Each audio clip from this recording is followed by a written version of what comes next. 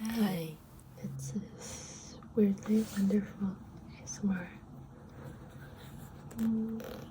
We're gonna do little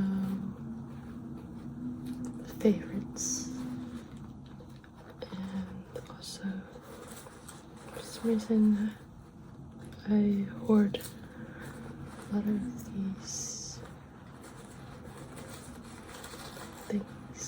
for ASMR sake, even though it's technically garbage. Like the anime called Gachiakuta. Which brings me to my first topic, anime.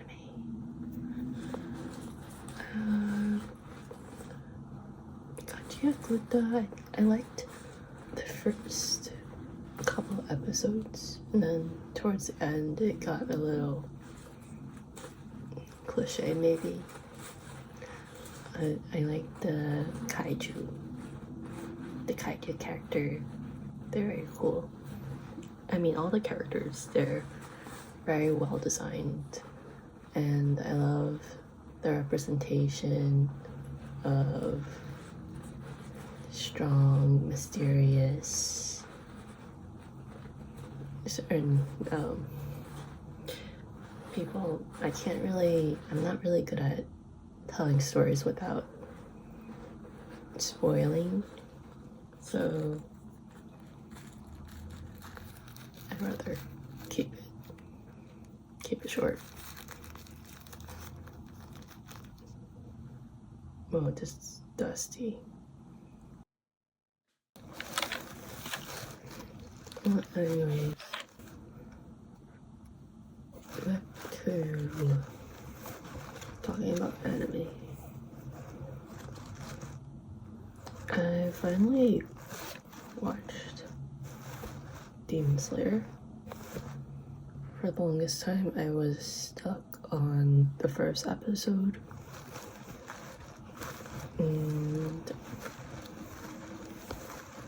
I think someone mentioning it during a conversation at my first hackathon was one of the reasons I gave it another try. And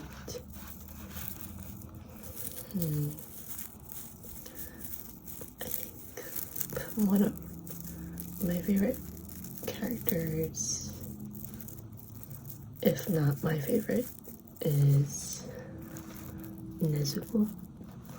Nezuko.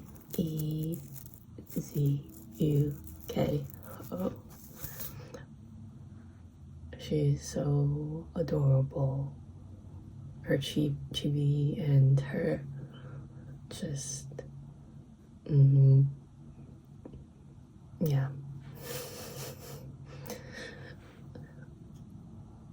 Her eyes are so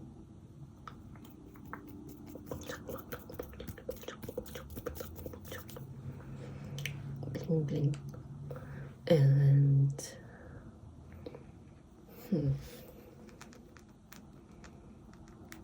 I find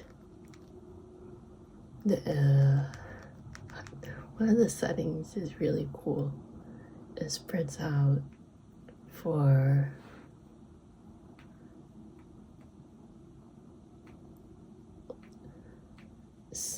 in a similar way to Inception, I guess. And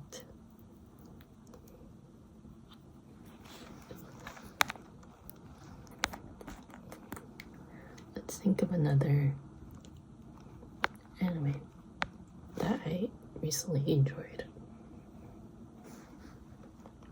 Dandaran.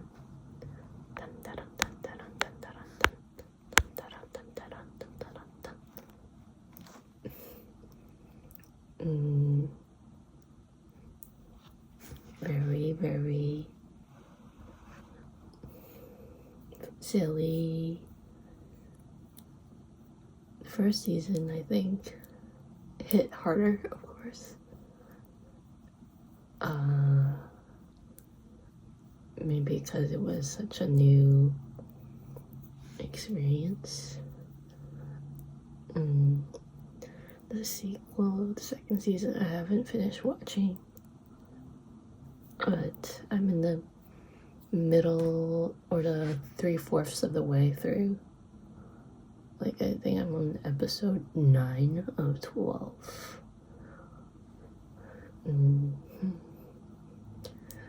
Some parts are like favorite dreams, nightmarish situations with your friends, and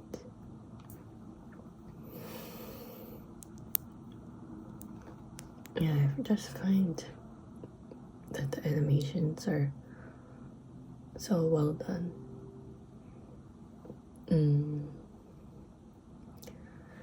I'm watching Jujutsu Kaisen, the latest season, and I got spoiled by some comments on YouTube because I'm not a manga reader. So that was a bit off-putting, but I mean, I guess it comes with the territory of being in the online space where there are a lot of JJK fans. There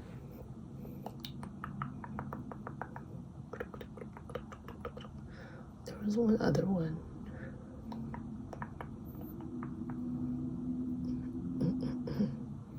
I forgot what it was, but maybe I'll come up later.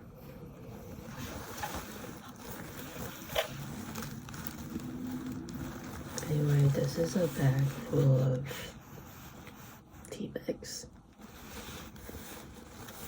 More tea. Yeah, this is quite the sight.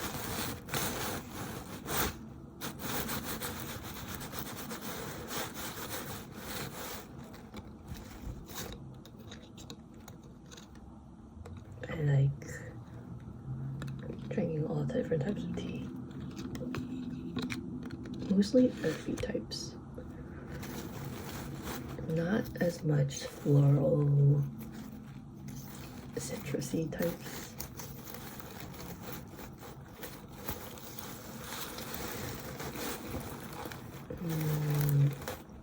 Chai, of course, one of my favorites.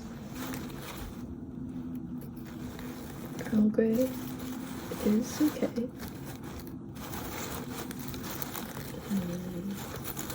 Peppermint for a good, refreshing feel, especially when I am feeling a little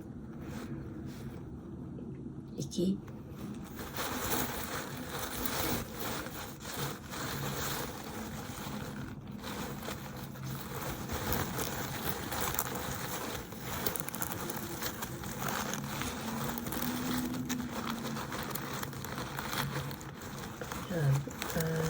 I also had some books in mind that I wanted to share with you guys. So, on and off, I've been reading a bit more frequently these couple years, and I'm trying to actually read through this entire book. It's called EMPIRE, Empire of AI, the Empire of AI, or Artificial Intelligence, Dreams and Nightmares in Sam Altman's OpenAI by Karen.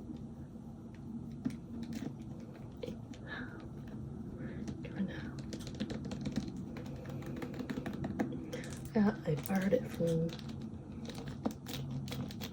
well, I would say my local library, but it's sort of an interlibrary loan because it's quite popular.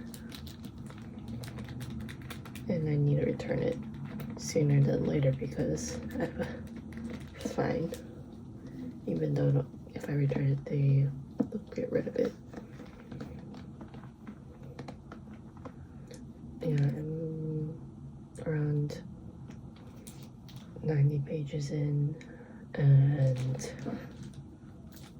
I find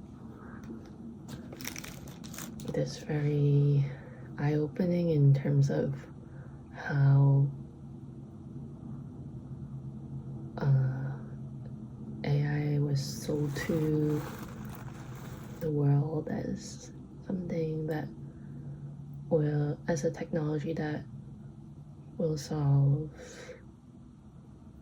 the world's greatest problems. But this is the sort of vision that was created by a narrow few, the elite. While taking resources from the majority of the world. There's this techno-chauvinistic or like perspective that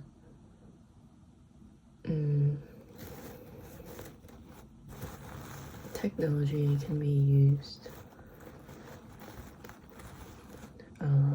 I forget what's the exact definition, to be honest.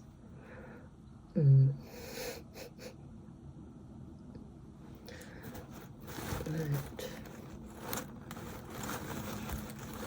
yeah, it's really cool how Karen really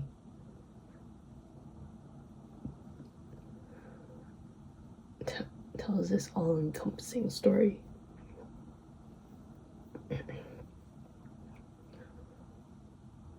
And I find it very admirable and just it's really cool how she is willing to be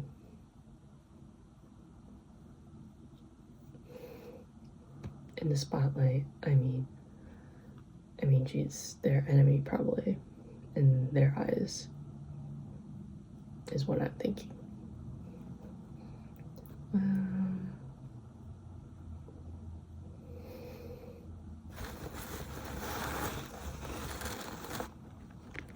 starting to read this book called Rest is Resistance, a manifesto by Trisha Hershey. TRICIAHERSEY. Rest is Resistance, a manifesto by Trisha Hershey, founder of the NAP Ministry.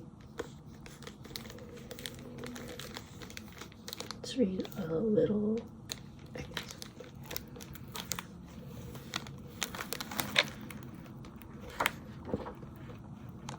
Okay, well, just read the blurb.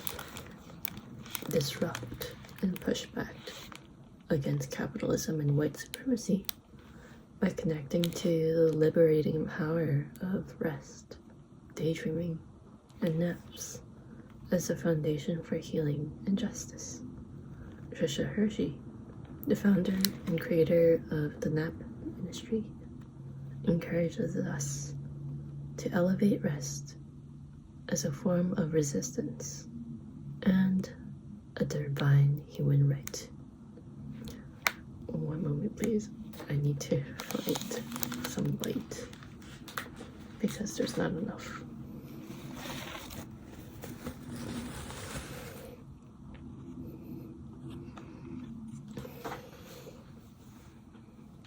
Now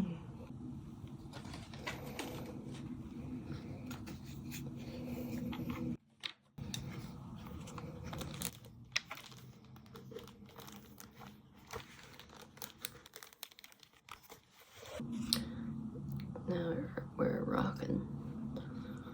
What would it be like to live in a well-rested world?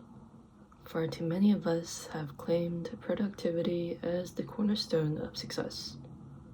Brainwashed by capitalism, we subject our bodies and minds to work at an unrealistic, damaging, and machine-level pace, feeding into the same engine that enslaved millions into brutal labor for its own relentless benefit.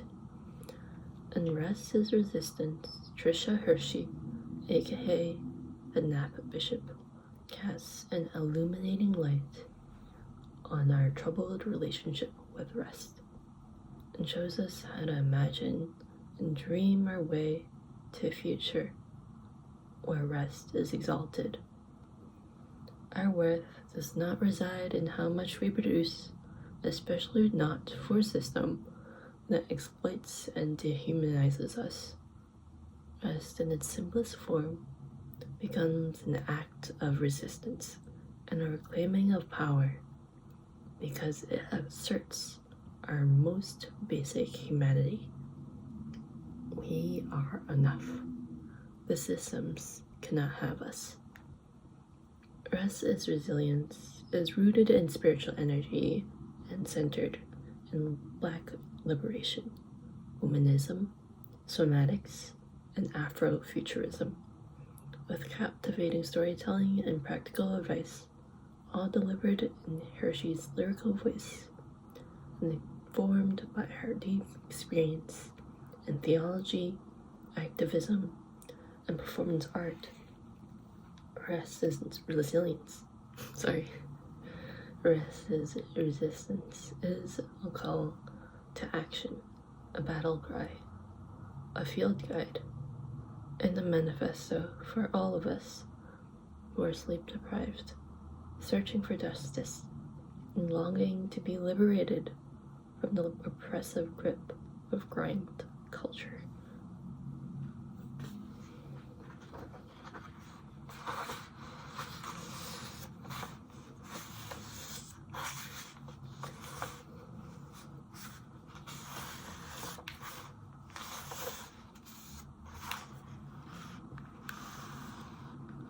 Your body is a site of liberation. It doesn't belong to capitalism.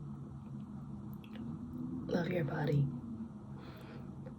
Rest your body. Move your body. Hold your body.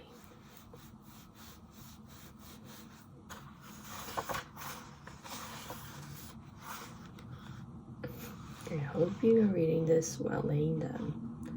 But that's not great for my eyes, though.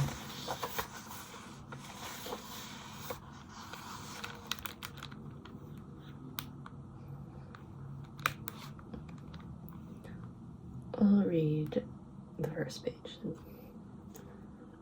Rest saved my life. This is my truth.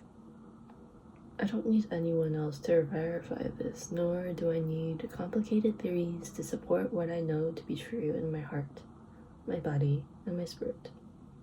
My pilgrimage with rest, as a form of resistance and liberation practice, is a deeply personal one.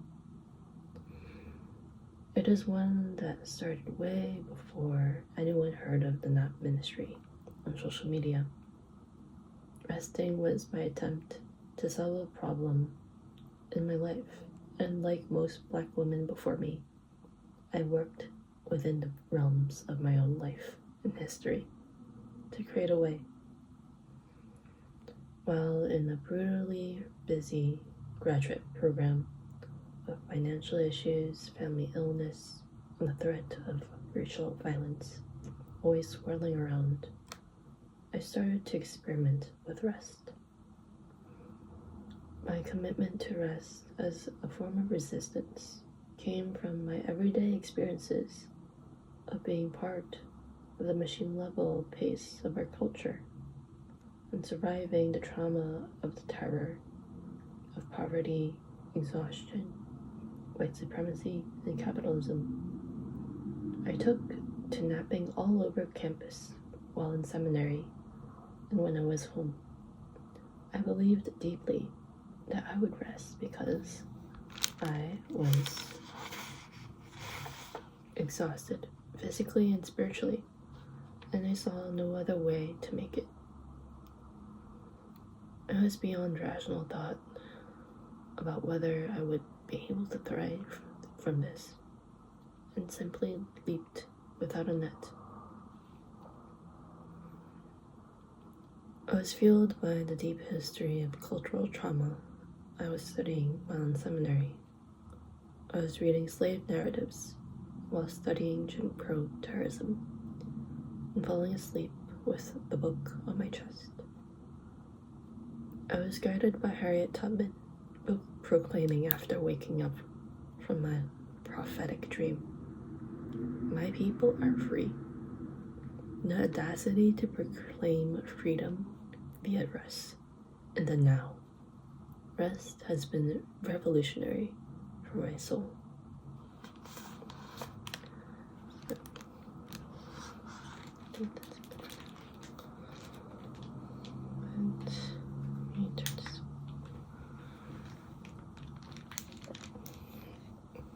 Yeah.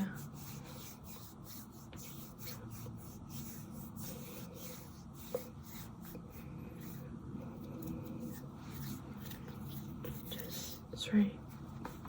It's like a warm hug.